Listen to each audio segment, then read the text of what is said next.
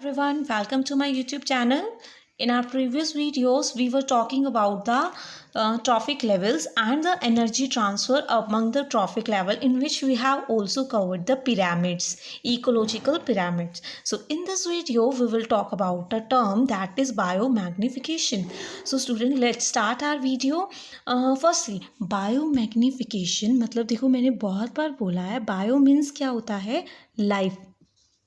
And here word this magnification मतलब magnify करना, यानी किसी भी चीज़ को एनलार्ज करना या फिर बढ़ाना, इंक्रीज करना। अगर हम लोग और कोई बात करें तो यानी लाइफ यानी लिविंग ऑर्गेनिज्म के अंदर किसी चीज़ का इंक्रीज होना, यानी ये वर्ड बता रहा है हमें, ये होता है बायोमैग्निफिकेशन।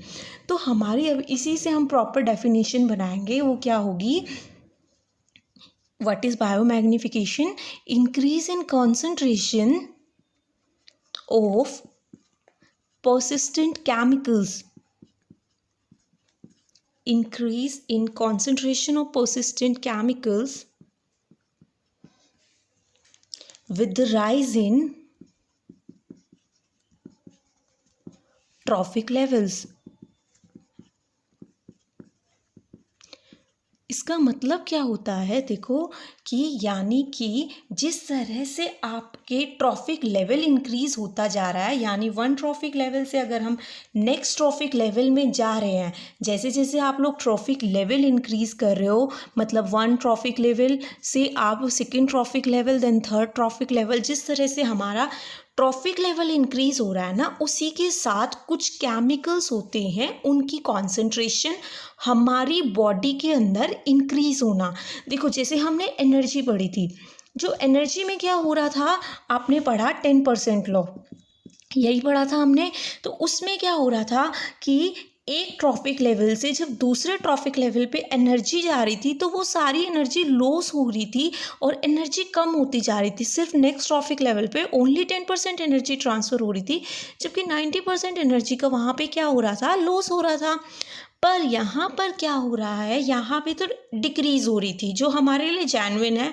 ऑब्वियसली वो ऑर्गेनिज्म खुद भी यूज़ करेगा उसे, बट यहाँ क्या होता है, कुछ केमिकल्स होते हैं वो आपकी बॉडी में जाकर इकट्ठा होते रहते हैं, कलेक्ट होते रहते हैं, और इसी वजह से हर ट्रॉफिक लेवल पे उनका अमाउंट कम होने की बजाय उनका अमाउंट बढ़ता रहता है। देखो इसमें केमिकल्स के साथ क्या होता है, suppose there was a concentration of chemical at the first trophic level that is only 0.02।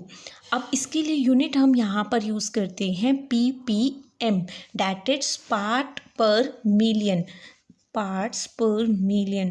देखो ये बहुत ही कम अमाउंट में होता है एक्चुअली ये केमिकल, और इसीलिए हम लोग इसकी सबसे छोटी यूनिट लेते हैं, डैट इज़ पार्ट्स पर मिलियन। तो अब देखो क्या होता है ये, अब क्या होना था, अगर हम एनर्जी देखते हैं तो वो कम होती है, तो यानी ये केमिकल और कम होना था अगर अच्छे से देखें तो। बट क्या होता है, ये केमिकल हर लेवल पे बढ़ता जाता है, और जितने ज़्यादा आप ट्रॉफिक लेवल पे जाते जाओगे, ये उतना ही ज़्यादा इंक्रीज़ होता जाएगा। Suppose there was 2 ppm, then suddenly there was 25 ppm in the higher trophic level.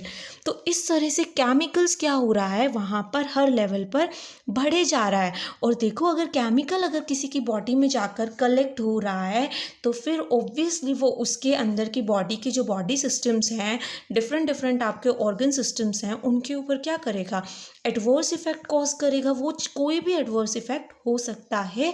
This is why this biomagnification is very important. इसका एक एग्जाम्पल देखते हैं हम लोग, किसके अंदर, एक वाटर की फूड चेन के अंदर। देखो मोस्टली क्या होता है, आप लोग फर्टिलाइजर्स वगैरह होते हैं, हम लोग लैंड में यूज़ करते हैं, जिसकी वजह से क्या होता है कि वो लैंड से किस में चला जाता है, वाटर बॉडीज़ के अंदर चला जाता है, और वाटर बॉडीज़ के से ही हम लोग इसीलिए यहाँ पे किसकी बात कर रहे हैं, एक एक्वाटिक फूड चेन की, जिसमें मैंने आपको बोला था कि suppose there was a phytoplankton, जिसमें मैंने आपको फूड चेन के अंदर ये वाला एग्जाम्पल समझाया था। फाइटोप्लैंक्टन के ऊपर मैंने बोला था कि कौन फीड करता है, दिस इज जूप्लैंक्टन। और जब अगर जूप्लैंक्टन के ऊपर अगर किसी को फीड करना है, तो we were talking about the small fishes, then to the there is a bird, small fishes fed eaten by the some birds. तो देखो क्या होता है, अब मान लो कि आपका जो वाटर था ना उसके अंदर उसके अंदर केमिकल का परसेंटेज बहुत ही कम था। सपोज 0.03 ppm के अराउंड आपके वाटर के अंदर था। अब वाटर से वो किसके पास चला गया, फाइटोप्लैंक्टॉन्स के पास या जू प्लैंक्टॉन्स के पास, कुछ भी आप लगा लो। तो मान लो वहाँ से आपका कितना चला गया, यहाँ पे 0.5 ppm। ओके तो अब इसके बाद यहाँ पे suppose I am talking about here and यहाँ पे कितना हो गया, कुछ भी आप लोग कोई भी हाइपोथेटिकल डाटा ले लीजिए, मैं नहीं कह रही हूँ आपको कोई फिक्स डाटा लेना है। और स्मॉल फिशेस से जब यहाँ पे गया तो suppose there was 5 ppm and suddenly अगर ये बोर्ड के पास जाता है तो it increase to the 25 ppm। अब इससे क्या हुआ, आप लोगों ने कभी सुना होगा कि एक बार क्या हुआ था, बर्ड्स की जो पॉपुलेशन थी वो बहुत ही एडवर्सली क्या हो गई थी, डिक्लाइन हो गई थी। क्योंकि अब ये जो बर्ड अब एग ले करेगा ना, जो अंडे देगा, उस एग में क्या हुआ, उसकी जो एग की जो बाहर वाली कवरिंग होती है, जो कैल्शियम की जो लेयर होती है, ये बहुत ही ज़्यादा वीक हो गई थी।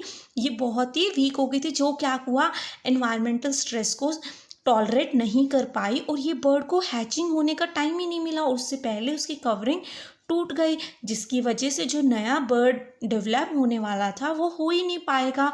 जिससे क्या हुआ, बर्ड की पॉपुलेशन में बहुत ही लार्ज नंबर में क्या आया, डिक्लिनेशन आया, डिक्रीज हो गई बहुत ही जल्दी से।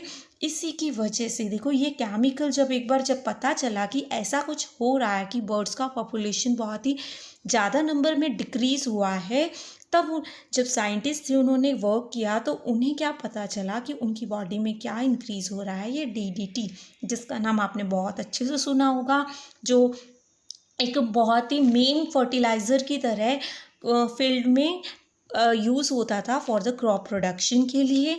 फिर उसके बाद क्या हुआ, गवर्नमेंट ने 1960 के अंदर इस DDT को कम्प्लीटली बैन कर दिया फ्रॉम इंडिया, क्योंकि उन्हें इससे क्या पता चला कि इससे कौन सा फिनोमिना को वो राइज कर रही है, डैट इज़ बायो मैग्नीफिकेशन, कि हर बार क्या हो रहा है, हर लेवल पे इसका अमाउंट इंक्रीज़ होता है और ऐसे केमिकल्स जाकर फिर क्या करते हैं, हमारी बॉडी के कुछ भी फंक्शंस को एडवर्स इफ़ेक्ट डाल सकते हैं, हमारी ब्रेन सेल को, हमारे नर्वस सिस्टम को सबसे ज़्यादा बुरी तरह से ये क्या करते हैं, अफेक्ट करते हैं। So student, this was the bio magnification. और ये बात याद रखना कि कभी भी ह्यूमन होता है ना, वो मोस्टली क्या नहीं होता, बहुत ही कम होता है कि हम लोग सेकेंड या थर्ड ट्रॉफिक लेवल पे आ रहे हैं, हम लोग हमेशा हायर ट्रॉफिक लेवल पे ही लाई करते हैं।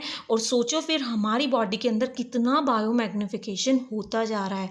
यही रीज़न है जिसकी वजह से आजकल छोटे छोटे बच्चों में भी बहुत ही बीमारियां और डिजीज़ेस होते जा रहे हैं, just because of this bio magnification. क्योंकि हमारे सारे फर्टिलाइजर्स, आजकल जितनी भी क्रॉपिंग है, सब कुछ क्या है, आजकल सब कुछ केमिकल बेस्ड होने लगी है। तो आई होप आपको ये टॉपिक अच्छे से समझ आया होगा और आपको ये भी पता चला होगा आपकी लाइफ में इसकी क्या इंपॉर्टेंस है। If you still have any queries, you can leave them in the comment section. Thank you very much for watching these videos.